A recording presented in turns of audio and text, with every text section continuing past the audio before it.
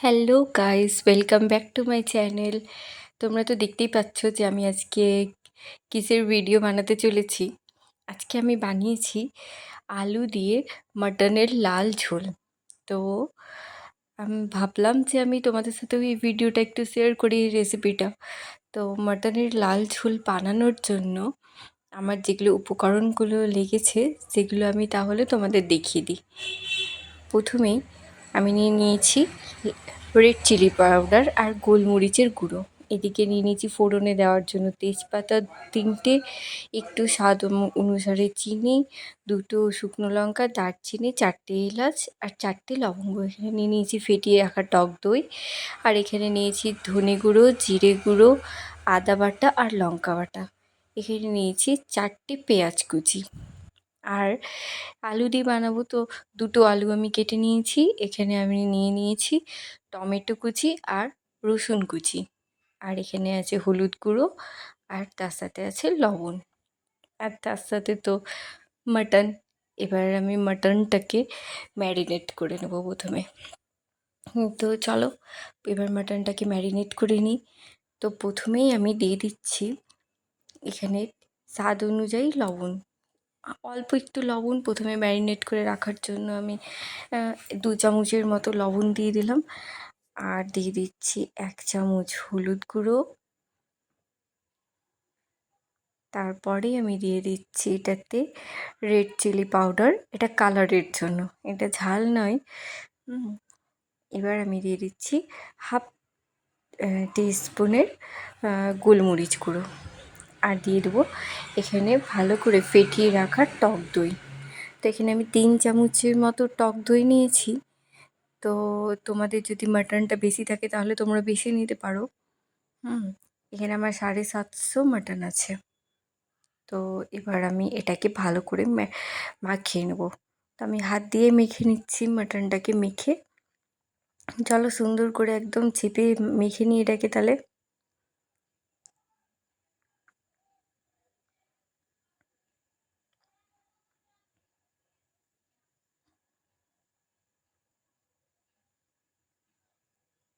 সুন্দর করে তাহলে মাখা হয়ে গেছে আমার। এবার এই মাটনটাকে মেখে এটাকে রেস্টের জন্য দিয়ে দিতে হবে আধ ঘন্টা। তোমাদের কাছে যদি সময় বেশি থাকে তাহলে তোমরা 1 ঘন্টা 2 ঘন্টা রেখে দিতে পারো। আমার কাছে অত বেশি সময় নেই, তাই আমি এটাকে আধ ঘন্টার জন্য ম্যারিনেশনে দিয়ে দেবো। এবারে আমি সেই আলুগুলো যে কেটে রাখা হয়েছে সেই আলুগুলোকে একটু হলুদ গুঁড়ো, লবণ আর লঙ্কা গুঁড়ো দিয়ে একটু মেখে নেব। আমরা যদি তেলের মধ্যে দিই তাহলে তেলটা কী হয়, গরম হওয়ার সময় তেলটা পুড়ে যায়। তো এটা তেলটা পুড়ে যাবে না, মানে কালো কালো একটা ভাব চলে আসে মাখানোর সময়। তো আগেই যদি মাখিয়ে নেওয়া হয় আলুগুলোকে তাহলে সেই কালো কালো ভাবটা আসে না, পুড়ে না তেলটা। তো চলো আমার মাখা হয়ে গেছে। এবার গ্যাসটা জ্বালিয়ে নিই, কড়াইটা গরম হতে বসিয়ে দিই। এই দেখো কড়াইটা আমার প্রায় গরম হয়ে এসেছে। এবার এতে আমি দিব তেল।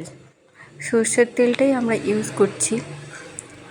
সাদা তেল যা খাসির মাংস বা পাঁঠার মাংস, একটু মাংস হলে সর্ষের তেলটা একটু বেশি ভালো লাগে। তো এখানে নিয়েছি আমি 4 চামচের মতো তেল। এবার আমি আলুগুলোকে এটার মধ্যে দিয়ে দেবো।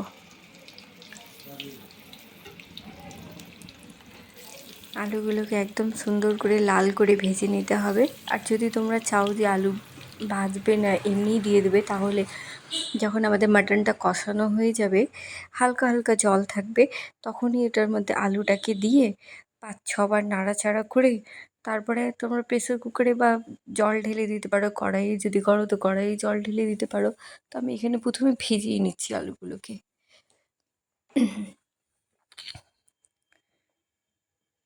তো আমার সুন্দর করে দেখো লাল লাল ভাব চলে এসেছে, আলুগুলো ভাজা হয়ে গেছে। এবার আমি একটা বাটিতে তুলে নিচ্ছি আলুগুলো।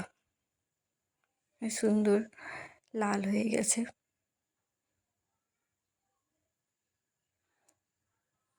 এবার সেই গরম তেলের মধ্যেই আমি এখানে এবার ফোড়নগুলো একে একে দিয়ে দেবো। তো প্রথমেই দিয়ে দিচ্ছি 2টো শুকনো লঙ্কা, সেই আমি ভেঙে নিয়েছি লঙ্কাগুলোকে, আর দিয়ে দিচ্ছি 3টে তেজপাতা, 4টে এলাচ, 2টো দারচিনি আর 4টে লবঙ্গ। আর এবার দিয়ে দিচ্ছি চিনি, অল্প একটু চিনি তেলের মধ্যে দিয়ে দিলে কি হয় যে কালারটা চলে আসে তেলের মধ্যে, চিনিগুলো গলে গিয়ে তেলের মধ্যে একটা কালার ছেড়ে দেয়, তো লালচে ভাবটা চলে আসে আমাদের মাটন রান্না করার পরে। যে কোনো ফোড়নেই তোমরা চাইলে প্রথমেই চিনিটা দিয়ে দিতে পারো তেলের মধ্যে ফোড়নেই, তাহলে খুব ভালো হয় কালারটা, আর টেস্টও ব্যালেন্স হয়ে যায়। আর পরে দিলে একটু মিষ্টি ভাবটা থেকেই যায়। তো আমি এটা নাড়াচাড়া করে নিয়েছি, খুব সুন্দর একটা গন্ধ বেরিয়ে এসেছে। এবার গন্ধ বেরিয়ে আসা পর্যন্ত আমাদেরকে অপেক্ষা করতে হবে। তারপরে এবার আমি দিয়ে দিচ্ছি এখানে আমার পেঁয়াজ কুচিটা, কাটা যেগুলো ছিল ওগুলো দিয়ে দিলাম পেঁয়াজ কুচি। আর পেঁয়াজটাকে ভালো করে লাল করে ভেজে নিতে হবে।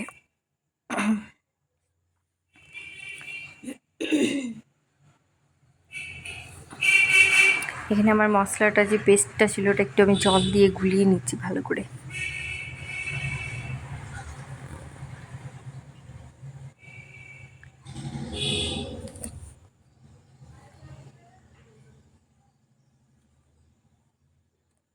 এবার আমি 1 চামচ এখানে পেঁয়াজের মধ্যে লবণ দিয়ে দিচ্ছি, কারণ যে লবণটা দিয়ে দিলে কি হয় তাড়াতাড়ি পেঁয়াজগুলো গলে যায় আর সেদ্ধও হয়ে যায় আর একটু ভাজাটাও হয়ে যায় ভালো করে।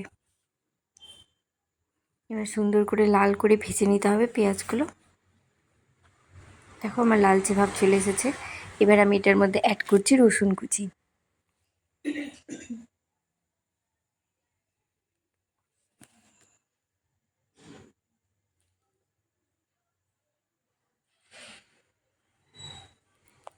এবার রসুনটাকেও আমি হালকা করে ভেজে নেব,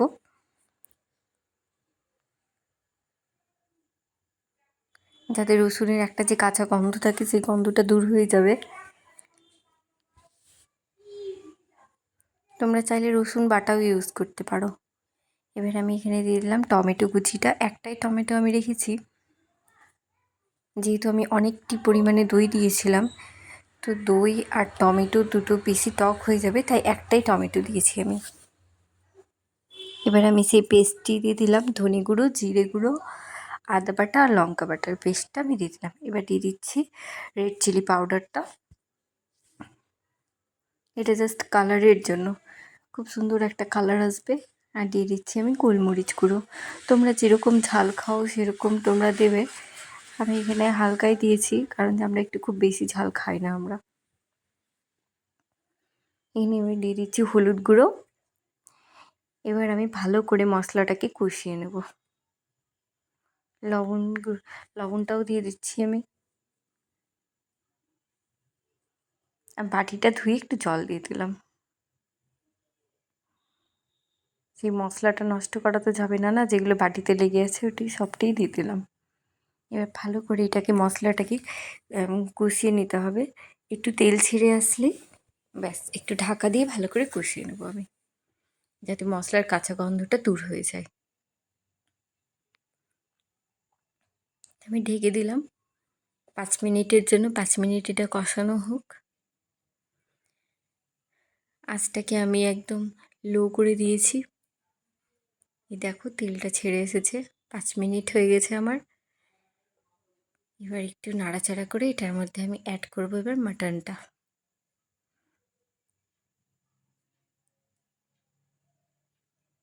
এবার আমি মাটনটা অ্যাড করে দিচ্ছি।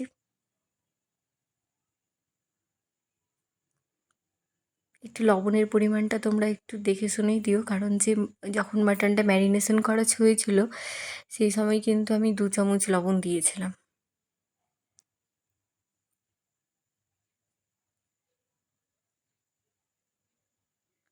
এবার এটাকে ভালো করে নাড়াচাড়া করে নিয়ে এবার ঢাকা দিয়ে দিতে হবে।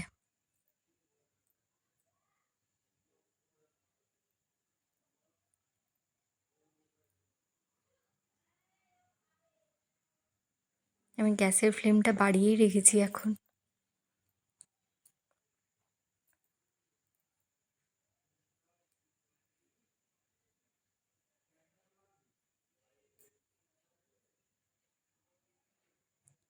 হয়ে গেছে, পুরো মশলাটা একদম গায়ে গায়ে লেগে গেছে মাটনের। এবার আমি ঢাকা দিয়ে দিলাম।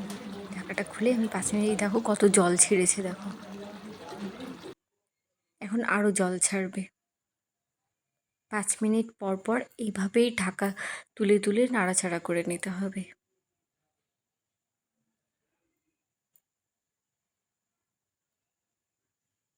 প্রায় 30 মিনিট তো লেগেই যাবে শুধু মাটনটা কষা করতে, যেহেতু প্রচুর জল ছাড়ে।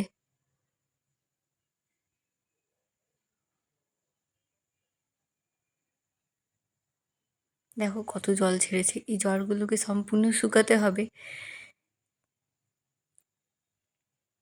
এবার আমি আবার ঢেকে দেবো এটাকে, একটু নাড়াচাড়া করে। কিন্তু আমি গ্যাসের ফ্লেমটা আমি বাড়িয়েই রেখেছি যাতে জলটা একটু তাড়াতাড়ি শুকিয়ে যায়।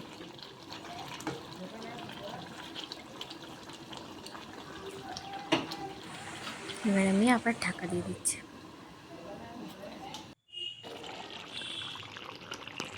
দেখো কালারটা খুব সুন্দর আসছে।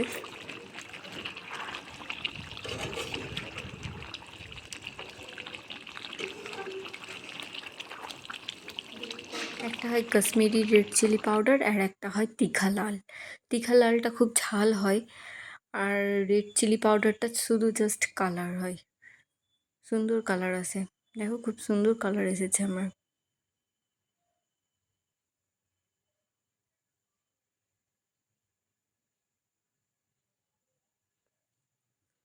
এবার ঢাকা দিয়ে দেবো আমি। এবার আমি 10 মিনিটের জন্য ঢাকা দিয়েছি। দেখো একদম কষানো হয়ে গেছে, পুরো তেল ছেড়ে দিয়েছে। এবার আমি আলুগুলো দিয়ে দিলাম। সুন্দর করে নাড়াচাড়া করে 5 মিনিটের জন্য আমি এটাকে ঢাকা দেবো, বেশিক্ষণের জন্য 5 মিনিটের জন্য। তারপরে এটাকে আমি প্রেসার কুকারে অ্যাড করে দেবো।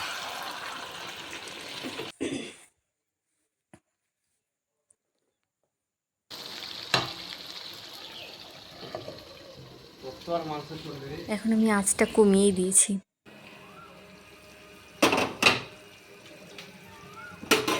ব্যাস হয়ে গেছে। আমার আলুর সাথে একটু মশলাগুলো ঢুকে গেছে। এই দেখো কত তেল ছেড়েছে দেখো। চলো এবার আমি প্রেসার কুকারে সবটি অ্যাড করে দিই। দিয়ে 2টো সিটি মারলেই ব্যাস রেডি আমাদের মাটন।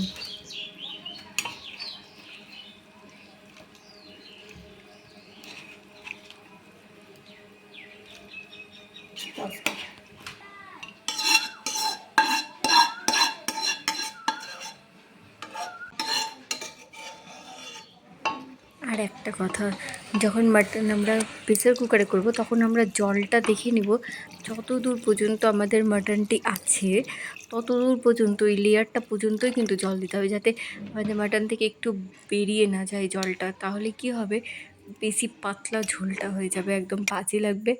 এটাতে কি হবে, তোমার একটু গ্রেভিও থাকবে, একটু তেলটা উপরে ভাসবে। তো চলো ঢাকা লাগিয়ে এবার আমি বসিয়ে দিই গ্যাসের ফ্লেমে। একটু আঁচটা কম করে দিয়েছি আমি।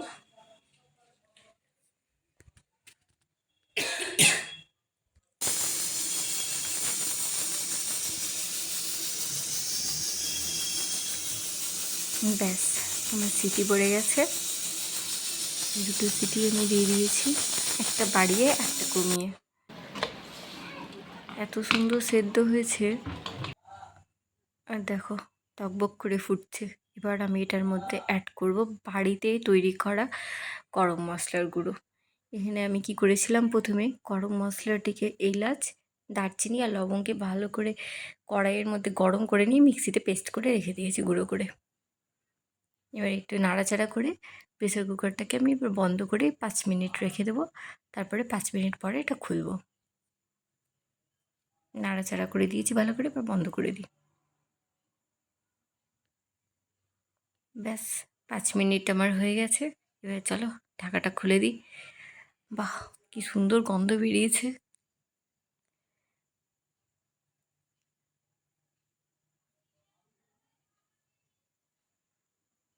এবার আমি এটা গরম গরম ভাতের সাথে মাটনের আলু দিয়ে লাল ঝোল। এবার তুমি সার্ভ করতে পারো। চলো টাটা, বাই বাই, ভালো থেকো সবাই।